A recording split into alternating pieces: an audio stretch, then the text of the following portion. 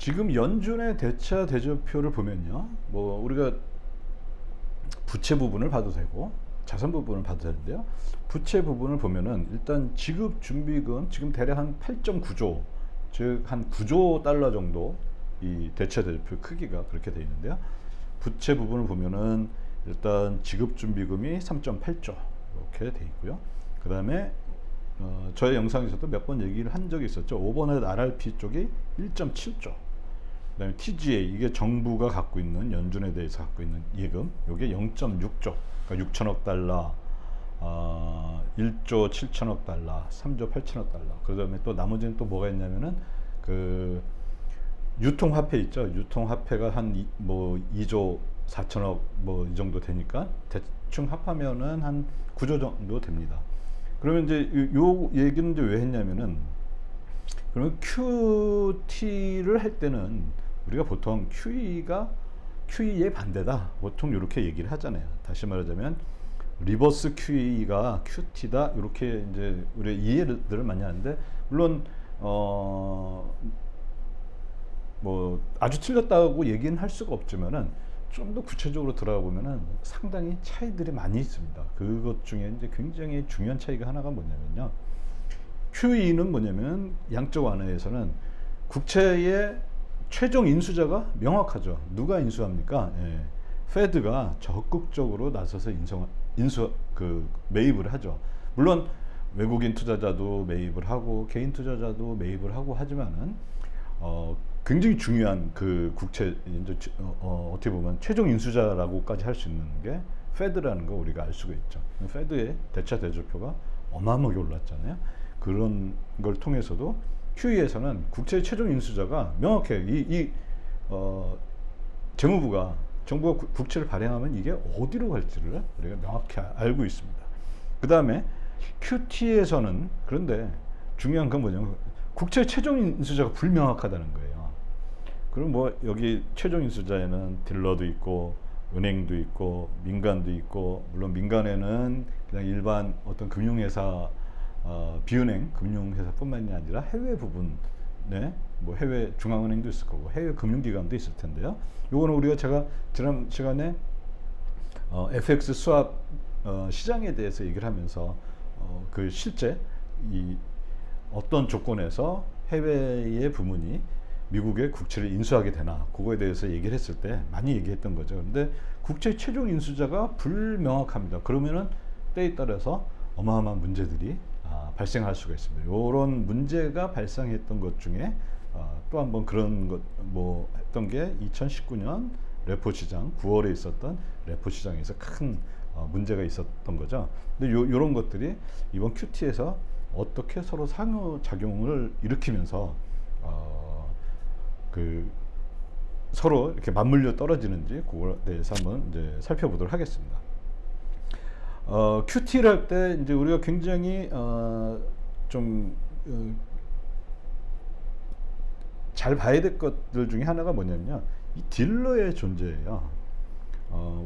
사실 딜러는 보통 사람의 눈엔 잘 안 보입니다. 데이터로도 잘 안 나오고요. 찾으려면은 어려워요. 딜러 뭐 포지션 이런 거 찾으려면은 진짜 데이터가 어떻게 보면 꼭꼭 숨어 있는 것 같아요. 그런 식으로 잘 안 나타나 있고 한데, 사실 이 금융시장을 원활하게 돌아가게 하는 것 중에 굉장히 큰 역할을 하는 게 이 딜러인데요. 딜러가 재무부에서 국채를 발행해서 경매 형식으로 국채를 시장에 파는데요. 그때 딜러는 의무적으로 참여합니다. 만약에 10억 달러를 발행을 했다. 10억 달러씩 국채를 발행했다. 근데 시장에서 뭐 거기에 해외 부분도 참여하고 뭐 다양한 사람들이 참여하겠죠. 근데 시장에서 1억 달러밖에 안 샀어요. 그럼 나머지 9억 달러, 이게 B잖아요. 그럼 이 9억 달러는 일단 딜러가 인수합니다. 최종 인수자예요. 의무적으로 참여하게 됐습니다. 그래서 이 딜러는 어떻게 보면은 가격에 좀 인센시티브하다. 뭐냐면 가격에 민감하지가 않아요. 딜러는 물론 당연히 민감하긴 할 텐데, 이런 경매가 제대로 안 됐다 그러면 딜러는 무조건 참여해야 되기 때문에 다른 민간에 비해서 가격에 별로 이렇게 민감하지가 않은 그런 특징을 갖고 있습니다. 그렇지만 은행, 민간, 헤지 펀드 같은 이런 사기업에 있는 사람들은 이 사람들은 뭐냐면은 내가 이걸 사서 더 비싸게 팔아야 되잖아요. 가격을 보고 인수하는 사람들이에요, 이 사람들은. 가격이 비싸 그러면 이 사람들은 국채 경매가 있을 때 너무 비싸네. 좀 싸야지 내가 사지. 이런 사람들이라는 거죠. 그래서 이 두 개에 굉장히 큰 차이가 있고 이 행동 양식이 QT에서 앞으로 벌어질 QT에서 굉장히 중요한 결과들을 초래할 수가 있습니다. 자, 그러면 이제 QT를 하려면 QT의 자금 원천이 있어야 되겠죠. 그럼 이게 무슨 말이냐? QT를 한다는 것은 연준의 대차 대조표는 감소를 해요. 그러면 연준 말고 페드 말고 다른 주체들이 그 새로 발행되는 제출되는 그런 국채들을 인수를 해야 되는데 그 돈이 어디서 나오냐 이거죠. 그러면 돈은 그 사람들의 이제 자금은 누군가에는 그 부채가 되겠죠. 그럼 페드가 갖고 있는 부채를 중심으로 보면은 페드 부채에서 쓸 수 있을 만한 자금 원천은 뭐가 있냐? 지급준비금. 이건 은행이 갖고 있는 자산이죠. 은행이 지급준비금 3.8조 정도를 달러를 동원하면 그걸 살 수가 있겠죠. 은행이 살 수가 있다는 얘기죠. 그 다음에 오버나이트 RRP. 요 잔고가 지금 한 1.7조 달러 정도 되는데요. 이건 누구의 자산인가? MMF라는 머니마켓 펀드의 자산이죠. 그럼 여기가 요거를 동원하면은 오버나이트 RRP를 동원하면은 그거를 새로 발행되는 국채를 인수를 할 수가 있겠죠. 그러면 지급준비금으로 되느냐 아니면 오버나이트 RRP로 되느냐에 따라서 이게 QT가 잘 되느냐 잘 안 되느냐 이런 문제들이 생길 수가 있습니다. QT에는 참 여러 경로가 있는데요. 아까 했듯이 여기 이제 오버나이트 RRP, 오버나이트 뺐습니다. 그냥 RRP하고 지급준비금이 있는데 MMF가 RRP에 들어가 있는 돈, 즉 페드 오버나이트 RRP 계좌에 들어가 있는 돈을 빼서 그걸로 저걸 살 수가 있죠. 아까 비리 단기 국채라고 그랬잖아요. 1년 이내의 거 비를 살 수가 있습니다. 근데 이게 또 MMF는 그 특성상 빌밖에 못 사요. 이 장기 국채를 살 수가 없습니다. MMF가 투자할 수 있는 거는 딱 두 가지, 뭐 크게 두 가지라 보시면 돼요. MMF가 투자 가능한 거는 US 트레저리 B를 살 수가 있고 또 하나는 레포 시장에서 여기선 그 담보가 중요합니다. 국채가 담보인 요거에 투자할 수가 있습니다. 그래서 이 MMF의 이제 뭐라 해야 되나 투자 반경이 그렇게 뭐 넓은 건 아닙니다. 이렇게 할 수가 있고 그 다음에 은행 이제 방금 전에 말씀드린 대로 자기가 페드의 그 예금을 맡긴 게 은행으로서는 지급준비금이잖아요. 그러면 그 지급준비금을 줄이고 그걸로 은행은 빌은 안 사겠죠. 왜냐면 빌은 이게 너무 만기가 작으니까 은행은 좀 만기 긴 거 자산으로서 만기 긴 거를 갖고 싶어 하겠죠. 그래서 여기에서 노트를 주로 사게 될 겁니다. 그 다음에 또 여기 또 재밌는 거는 MMF에 투자하고 있는 사람들이 있어요. 근데 그 사람들은 MMF에 투자한 거를 보통 뭐 MMF 예금이라고 부르기도 하고요. 또는 쉐어라고 부르는데요. 그거를 찾아서 인출을 해서 노트를 직접 살 수가 있죠. 이 사람들이. 가격만 맞으면요. 그 다음에 또 은행 고객도 마찬가지로 예금을 깨서 노트를 살 수가 있겠죠. 그 다음에 이제 또 요 마지막 요게 또 굉장히 중요한데요. 딜러하고 헤지 펀드들은 원래 이 딜러하고 헤지 펀드는 보면은 뭐 이 규모가 얼마다라는 얘기들이 많이 있잖아요. 뭐 100억 달러다, 뭐 1조 달러다 이렇게 얘기하지만 그 자체의 자본금은 굉장히 작습니다. 자본금이 없으면 돈을 빌려서 사야 되겠죠. 그러면 어디서 빌립니까? 딜러나 헤지 펀드가 돈을 빌리는 데는 레포 시장에서 이자 얼마 주고 빌려서 노트를 사야 됩니다. 이때 중요한 게 뭡니까? 레포 시장 조달 금리가 노트보다 당연히 작아야 되겠죠. 그래서 이 노트의 금리가 2년에서 10년짜리 이거의 금리가 당연히 높아야 되겠죠. 이런 식으로 다양하게 QT를 할 때 그 돈을 어디에서 갖고 오느냐, 오버나이트 RRP에서 빼오느냐, 지급준비금에서 빼오느냐 이런 식으로 이렇게 다양한 여러 투자자와 또 그 자금의 원천에 따라서 이렇게 다양한 것들이 있을 수가 있습니다. 그걸 한번 간단하게 한번 보면요. RRP에서 인출을 한다. 그러면 이 RRP에 가장 많이 투자하고 있는 사람 주체가 MMF인데 MMF RRP가 줄어들겠죠. 그럼 10 줄어들면 페드도 10 줄어들겠죠. 그 다음에 MMF는 비례에만 그 저걸 하니까요. 그러면 비례 플러스 10 이렇게 되겠죠. 그 다음에 페드의 비율은 마이너스 10. 여기 이렇게 색깔을 달리한 거 아까 말 그대로입니다. 페드의 비율이 MMF의 비율로 간 것처럼 보이지만 정확히는 그게 아니라 빌 만기가 됐을 때 페드가 비를 그 더 이상 저걸 안 하는 거죠. 이제 그 상환해서 끝내는 건데 재무부는 그 비율이 상환이 됐다 그러면 또 똑같은 것만큼 또 이렇게 비를 저 새로 재발행할 텐데 그 재무부 거를 사오는 겁니다. 그래서 이게 겉으로 보기에는 페드께 MMF로 갔네 이렇게 뭐 이해해도 되겠지만 근데 이제 정확히 얘기하면 이런 그 다르다는 거죠. 이렇게 하여튼 이제 페드 그 RRP 인출을 해서 US 트레저리 비를 매입하는 경우가 있습니다. 이게 바로 아까 방금 전에 얘기했던 게 1번에 해당하는 그런 케이스입니다.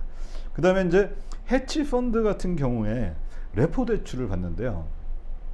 해치 펀드는 누구로부터 레포 대출을 받나요? 돈을 현금을 많이 갖고 있는 데로부터 받겠죠. 그럼 그런 데가 어디냐면 바로 MMF예요. 그러면 해치 펀드는 레포로 돈을 땡깁니다. 이렇게 이게 부채니까 오른쪽에 있죠. 그 다음에 MMF는 그러면 딱 보니까 레포 금리가 지금 RRP가 오버나잇 RRP 금리가 지금 30bps잖아요. 근데 레포 금리를 보니까 레포로 대출하는 게 예를 들어 뭐 40bps예요. 그러면 이거 안 할 이유가 없죠. 그러면 어떻게 합니까? 오버나잇 RRP 일부를 없애고 그거를 해치 펀드의 레포 10을 그 레포로 대출해 줄 수가 있겠죠. 그럼 해치 펀드는 그 10을 갖고 뭘 합니까? 네, 국채를 사는 겁니다. 물론 여기 국채하고 요 국채가 같은 것도 아닙니다. 그 다음에 페드의 RRP가 줄어드니까 이렇게 페드가 갖고 있는 빌 또는 노트가 줄어들고 그 다음에 페드의 RRP가 줄어들고 페드의 부채는 크게 지급준비금이 있었고 RRP가 있었고 그 다음에 TGA 이렇게 있었는데 뭐 어떤 거가 줄어들어도 페드의 대차 대조금 감소하는 거니까요. 뭐 그래서 이런 식으로 이렇게 할 수 있다. 크게 1번하고 5번을 한번 아주 중요하다 생각하는 거 앞에서 얘기했던 게 1번, 5번에 대해서 이렇게 간단히 한번 설명을 해보았습니다. 자, 근데 여기서 이제 문제가 이제 발생하기 시작하는데요. 어떤 문제가 발생하냐면은 미국 재무부에 뭐 강제 사항은 아니고요, 권고 사항인데 미국 재무부는 빌도 있고 발행한 것 중에 노트도 있고 30년짜리 본드, 뭐 15년 이상짜리 본드도 있고 뭐 이런 식으로 굉장히 많은 다양한 종류의 그 국채를 발행을 했는데요. 그 1년 이내 만기가 1년 이내인 빌의 경우에는 전체에서 15에서 20% 정도를 유지하는 것을 권고를 하고 있어요. 재무부 뭐 권고 사항입니다. 그런데 MMF는 레포 시장 또는 비례에만 투자가 가능해요. 그래서 어떤 일이 생기냐면 QT를 처음 하는 초기에는 여기 방금 전에 보면은 MMF가 B를 통해서 B를 매수하고 하는 경우에 이 RRP가 줄어들잖아요. 근데 이게 이 B를 보유하는 게 이게 무한정 늘릴 수가 있는 게 아니라 이렇게 딱 15에서 20%만 딱 있기 때문에 페드는 자기가 B를 더 주세요 해도 재무부가 B를 딱 그 비율에 맞춰서만 발행을 하기 때문에 더 가져올 수가 없게 되겠죠. 그런 문제들이 생기게 됩니다. 그래서 초기에는 오버넷 RRP는 QT의 자금 조달 원천이 되기가 어렵다. 그러면 초기에는 그러면 어떻게 되느냐? 주로 지급 준비금이 QT의 자금 원천이 될 가능성이 많다. 그런 거 우리가 한번 예상을 해볼 수가 있습니다. 그 다음에 그러면 오버나잇 RRP가 자금 원천이 되기 위해서는 어떤 일이 있어야 되느냐? 해치 펀드들이 레포 시장에서 돈을 빌렸을 때 그 레포 이자율이 5분의 RRP 이자율보다 높으면은 MMF가 그때서는 5분의 RRP를 줄이면서 레포로 돈을 빌려줄 수가 있겠죠. 그때는 5분의 RRP가 자금 원천이 될 것입니다. 근데 지금은 어떤가요? 지금 BP 5분의 RRP 요게 그 금리가 지금 30bps예요. 근데 레포 금리는 대략 한 25bps 정도 이렇게 됩니다. 그럼 아직도 멀었어요. 이게 더 쭉 올라가야 돼요. 지금 예전에 2019년 요때를 보면은 이 레포에 대한 수요가 쫙 올라오면서 레포 금리가 쫙쫙쫙 다 끌고 올라갔죠. 그러니까 보면은 여기 제일 밑에 5분의 RRP 금리가 있고, 그 다음에 저 뭐가 있었나요? 저 맨 위에 이제 그 상단이라고 해야 되나요? 이 페드 펀드 그 상단 그게 있었는데, 레포 비율이 여기 그 금리가 여기서 놀고 있다가 쫙 올라오다가 여기도 딱 했죠. 그 다음에 이 상단에는 적어져니까 지급준비금에 대한 이자자 요거 있었는데, 이걸 딱 뚫고 여기까지 올라갔어. 이 올라갔다는 얘기 뭐냐면은 레포 금리, 레포에 대한 이 시장 저게 굉장히 많아졌다는 거죠. 그러면서 5분의 RRP 이 잔고도 쫙 줄어들고, 그런 것들을 우리가 과거의 사례를 통해서 볼 수 있는데요. 이번에도 아마 그런 일들이 벌어질 것 같아요. 그래서 초기에는 5분의 RRP가 그렇게 많이 줄어들 것 같지는 않다. 지금 대략 5분의 RRP는 1.7조 정도, 이 정도 잔고가 있는데, 이거를 어느 정도 유지하다가 레포 금리가 오르는 시기부터는 이 5분의 RRP가 이제 점점점 감소하는 그런 걸 보여주지 않을까, 이렇게 생각을 합니다. 자, 그 다음에 여태까지 이제 우리는 어떤 상황을 봤냐면은, 딜러가 이 시장에서 이제 거의 잘 나타나지 않은 상황을 우리는 이제 많이 좀 봤었습니다.